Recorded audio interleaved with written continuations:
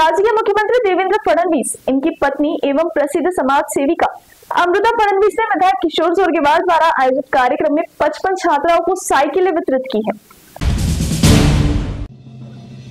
विधायक किशोर जोरगेवार की पहल पर देवभाव जन कल्याण सेवा सप्ताह मनाया जा रहा है, जिसके अंतर्गत 355 से अधिक विविध सेवाभावी उपक्रम संचालित किए जा रहे हैं। इसी के तहत आयोजित एक कार्यक्रम में शिरकत करने राज्य के मुख्यमंत्री देवेंद्र फडणवीस की पत्नी प्रसिद्ध समाज सेविका अमृता फडणवीस 28 जुलाई को चंद्रपुर पहुंचे। इस समय उन्होंने देवभाव जन कल्याण सेवा सप्ताह के अवसर पर 2055 छात्राओं को साइकिलें वितरित किए जाने का नियोजन था, जिसका उन्होंने प्रातिनिधिक तौर पर विधायक किशोर जोरगेवार की राजमाता निवास स्थान पर आयोजित एक कार्यक्रम में 55 स्कूली छात्राओं को साइकिलें वितरित करके इस पहल की शुरुआत की। कारण ते आपले परमपिता आहेत, ते देवांचे देव आहेत। त्यांनी समुद्र मंथनात जेव्हा विष निघालं ते स्वतः ग्रहण केलं का?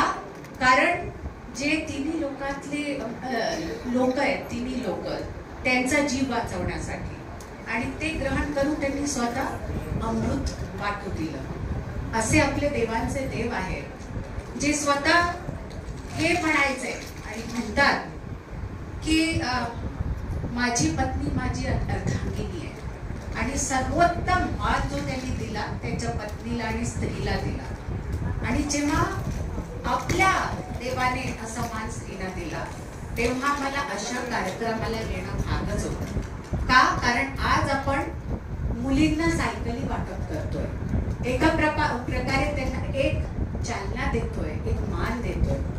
आज या लहान मुली त्यांच्या आया धडपड करून त्यांना शाळेमध्ये पाठवतात, आणि त्यानंतर जर या मुलींच्या जीवनात त्या सायकलीमध्ये थोडा जरी वेग आला तर त्याचा फायदा कोणाला होईल? त्या कुटुंबाला तर नक्कीच होईल, पण आपल्या पूर्ण समाजाला होणार आहे। कारण हीच ज्या लहान मुली आहेत ना आणि मुलं, हे स्तंभ आहेत आपल्या पुढच्या दिवसांसाठी, आपल्या येणाऱ्या पिढ्यांसाठी। तर पिढ्या त्या पुढे नेतील कशामुळे? की आज त्यांना ही वेगवान सायकल मिळाली। तर आपला एक छोटा हातभार असतो काही चांगलं होण्यात, आणि तो हातभार तुम्ही या प्रकारे दिलेला आहे। फक्त सायकली वाटपच नाही, मी खूप काही वाचलं की शैक्षणिक रित्या पण तुम्ही खूप काही करताय। येस, आणि आता पण तुमचे जी वेगवेगळी तुम्ही उपक्रम घेताय, वृक्षारोपणापासून योगाभ्यास, रक्तदान जे तुम्ही बोललात, आणि खूप काही भाषण स्पर्धा आणि खूप काही तुम्ही इथे घेताय, देवेंद्रजींच्या वाढदिवसाप्रित्याच घेताय। पण ही सगळ्यात मोठी गिफ्ट तुम्ही देवेंद्रजींना दिली आहे। देवेंद्रजी स्वतः एक लोकसेवक आहेत, त्यांना जर कोणी 55 वर्षाचे झाले आणि 55 कपडे आणून दिले तर त्यांना काही इंटरेस्ट नाहीये, काही वस्तू आणून दिल्या तर काही इंटरेस्ट नाहीये। त्यांना जेव्हा आवडतं, जेव्हा त्यांचं सेलिब्रेशन जे आहे आपण केलं लोकांमध्ये, लोकांसाठी, आणि त्या प्रकारे तुम्ही हे केलंय याचा मला आनंद आहे।